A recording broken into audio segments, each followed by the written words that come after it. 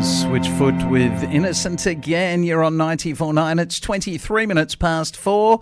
A few minutes later than usual. We've got Dr. Taz on the line from Creation Ministries International. Good afternoon, Dr. Taz. Good afternoon, Mick. It's good to talk to you again. We talked last week, and here we are again. That's great. Absolutely. And this week, I can say we do have a new phone set up with the messaging service, so we can now take sort of questions again. Last week we couldn't because there was issues with it. But if anyone has any questions for Dr. Taz, just send them through to our text line 0401 949 949. Now, Dr. Taz, this week, I think it's a great week for us to talk about that awesome, huge, gigantic flood that happened a couple of thousand years ago, or a few thousand years ago now, about 4,000, wasn't it? Yeah, just over 4,000, that's right. Yeah, and it was proof. Really interesting. That's right. Well, there's evidence for it. Put it that way, there's evidence for it, and I guess it depends on the pair of glasses that you're wearing as to just how you look at it. But it makes a lot of sense, the evidence that you see, and about that. I tell you what, I had a really funny experience. I was in the supermarket just a couple of days ago, and I was just ringing my stuff up, and there was a lady just in the next checkout, and she was ringing her stuff up, and a guy came across to help her. And anyway, she said to him, "Are you from New Zealand?" And just his appearance and that, and he said, no, he says, a lot of people ask me that. No, I'm not from New Zealand. And he says, my heritage is quite different. So they were talking a little bit, and then I chimed in and I said, well, actually, I said, I've got, my heritage is in the Middle East. I go back to the Middle East. And they looked at me, said Middle East. And so, because I don't look Middle Eastern. No. And anyway, I said, yours goes back there as well. And I think that the lady got it. She knew what I was talking about. And I said, it's connected with with Noah's flood. Everybody got off the ark in the Middle East. And he laughed, and he says, he said, that's a really quaint little legend, isn't it? You know, and I enjoy these mythological things. And I said, actually, I'm a geologist, and you can see the evidence for Noah's flood in Australia. Well, interestingly, I used to have a school teacher that she took over religious studies at school, but she knew nothing about it. And she was teaching us about the Bible, and she said, look, you know, that big flood probably didn't happen. It was probably a whole lot of little floods. Yes, that's right. That's right. That's the way they get out of it. That's right. And but actually, and you don't hear anything about it in a culture. They don't teach it, evidence for it at school or at the university. Even at university, they mock it. But there's evidence everywhere for it in Australia, and some really, I do talks about it and to people, and I take people around, to visit various geological sites, and I show them the evidence. And they say, after we've spent a day looking at all these different things, they say, wow, I never knew all that. And years later, I'll meet them and they'll say, I've never looked at Australia the same way since I went on that field trip. And so once you see the evidence, you see it everywhere, and which is really amazing. What we're going to do, we're going to go into a little song right now, and then we've got a break with weather and traffic, that sort of thing. When we come back, what about we talk about some of that evidence? I mean, for instance, my teacher telling us that it might have been a whole lot of little floods, and if that was the case, they must all be, in areas where it can flood fairly close to the coast or sea level, maybe inland near sea level. We'll see how close to the truth that is. Coming up right now, we've got Point 5 with a song called Thank God. You're on 94.9. That was We Are Messengers with Love. You're on 94.9. It's 23 minutes to 5. And we have Dr. Taz Walker on the line from Creation Ministries International. And, he's been talking a little bit about the flood, and he's going to tell us about evidence. Yeah, we hear people that tell us that, this giant catastrophic flood, or otherwise known as Noah's flood, probably didn't happen. It was probably lots of little floods. We get told all sorts of things or asked questions about it. But what's the truth? Yeah, well, there is lots of evidence, and one of the pieces of evidence that I think about is in the centre of Australia, in the red centre, where we've got Uluru, and we've also, which is it used to be known as. It used to be known as Ayers Rock. It used to be known as Ayers Rock, and we've got Catatuka, which used to be known as the Olgas. Mm-hmm. Now, I've been there; it's an amazing place, and the Olgas are particularly quite stunning because they stick up in the desert. They look like a lot of bald heads sticking out of the desert. Really, just all just along. It's about a half-hour drive from Uluru. Yeah. And when you go and have a look at them, and you walk down the middle between these domes, you realise that they're made of lots of boulders. It's just a great big pile of boulders of granite and boulders of black rock or basalt, which are all been just washed in together. And you can see that it didn't just happen slowly, because they're about I suppose they would be about at least half a metre long, maybe, and they're rounded. They're rounded like they've been washed in water, and so that obviously, if it was a flood, it was a big flood to be able to wash all these things into place, and they just all piled in together. Some of the boulders are a little bit, not exactly round, but they're a little bit oblong, and they're facing all lying in the same direction.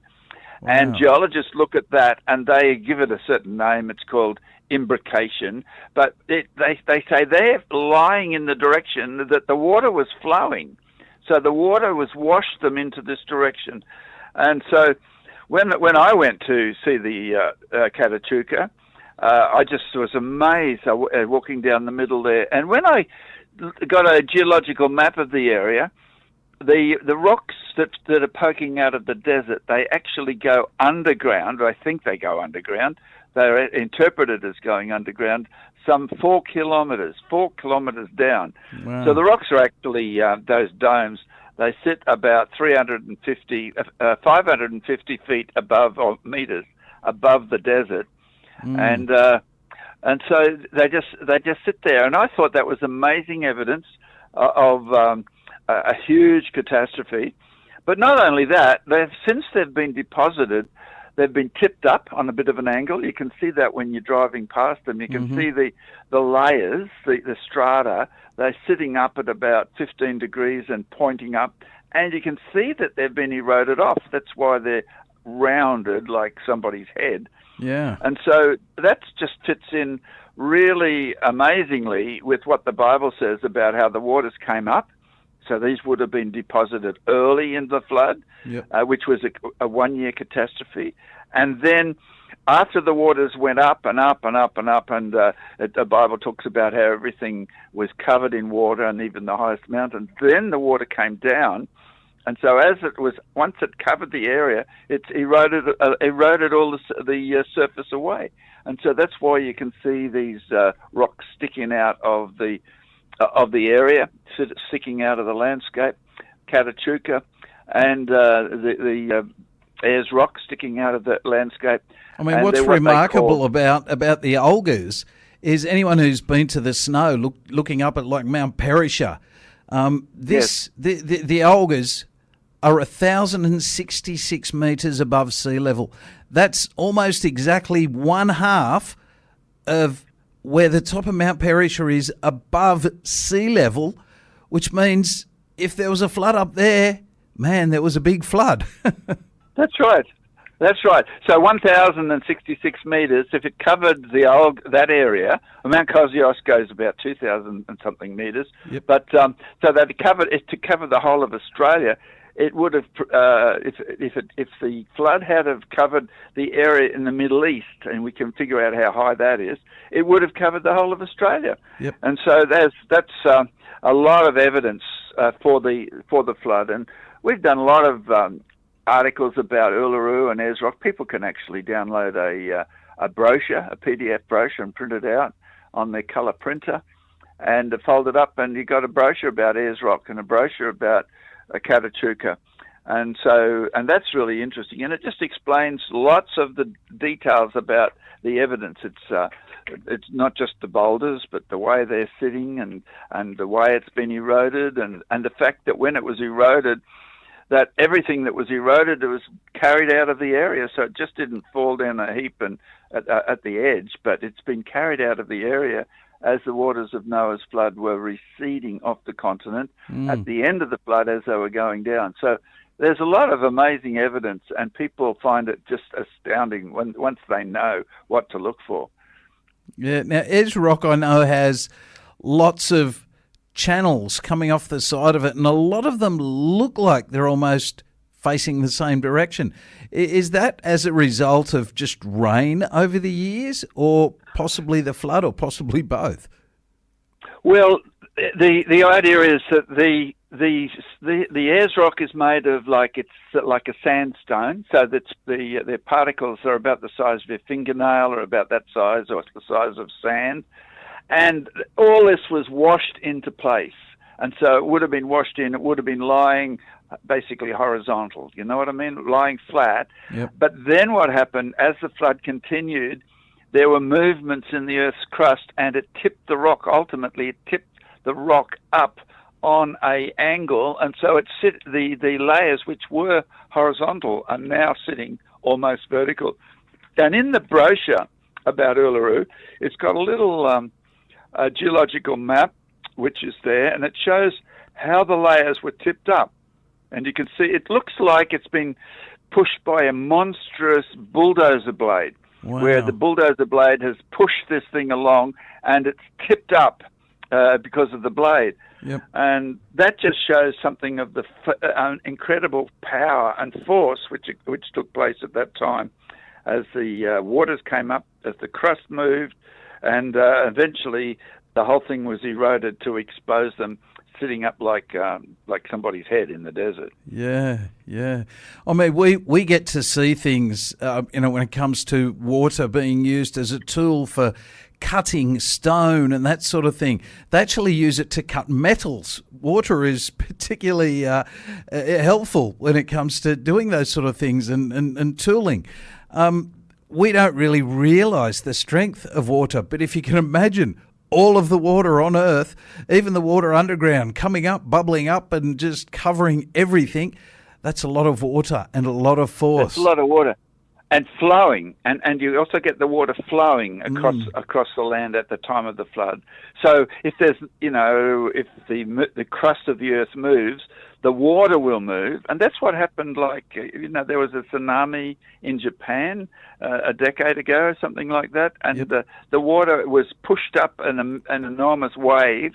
And it came across Japan, and lots of people were killed. Same thing happened just before that, 10 years before that, in Indonesia. Yeah. So there's a lot of water on our Earth, and it usually sits reasonably still.